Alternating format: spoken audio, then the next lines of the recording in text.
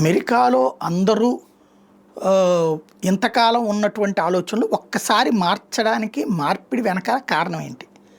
ఎందుకంటే ఇప్పటిదాకా అమెరికాలో జరుగుతున్న గొడవ ఏంటి?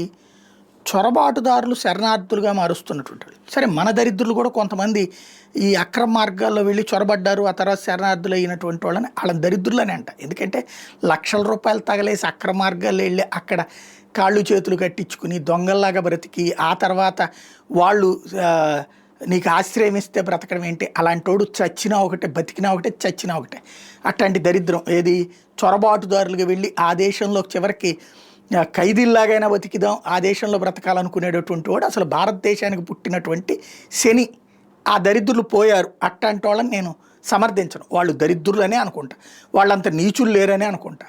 లక్షలు తగలేసి అట్టా పోవాల్సిన కర్మ ఏంటి? అది పక్కన పెడితే మిగతాదంతా కూడా సమస్యలకి పాకిస్తాన్ నుంచి, ఆఫ్ఘనిస్తాన్ నుంచి, బంగ్లాదేశ్ నుంచి అట్లా ఇతర దేశాల నుంచి వచ్చినట్టు ముస్లిం శరణార్థులతో మొన్నటిదాకా సమస్య పడ్డారు వాళ్ళు. పాలస్తీనా వాళ్ళతో కావచ్చు, వీళ్ళందరూ కూడా.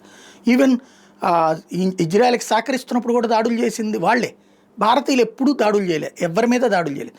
భారతీయులకు వచ్చిన ఒక దరిద్రం వల్ల ఏంటంటే ఈ మధ్యకాలంలో రాష్ట్రాల వారీగా అక్కడ ఏది ఏర్పాట్లు చేసుకోవడం, మీటింగులు భాష వారీగా ఏర్పాట్లు చేసుకోవడం, లేకపోతే హీరోల ఫ్యాన్సుల వారీగా ఏర్పాట్లు చేసుకుని దానికి ఉత్సవాలు చేస్తున్నప్పటికీ వాళ్ళకి కోపం వచ్చింది, వాళ్ళకి చిరాకు అనిపించింది, వాళ్ళకి ప్లెజెంట్ వాతావరణాన్ని డిస్టర్బ్ చేస్తున్నారనిపించింది. అది వేరు.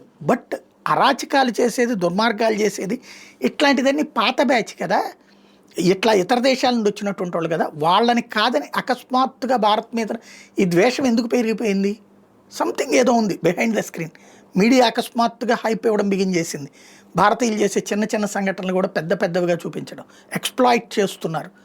అదే సందర్భంలో మీడియా, సోషల్ మీడియా ద్వారా విపరీతమైన హేట్ రేట్ అమెరికాలో పెంచుతున్నారు భారతీయుల మీద. మొన్నటిదాకా భారతీయుల గురించి పాజిటివ్ నుంచి అకస్మాత్తుగా ఎందుకు ఈ నెగిటివ్ వైపుకి వెళ్ళారు?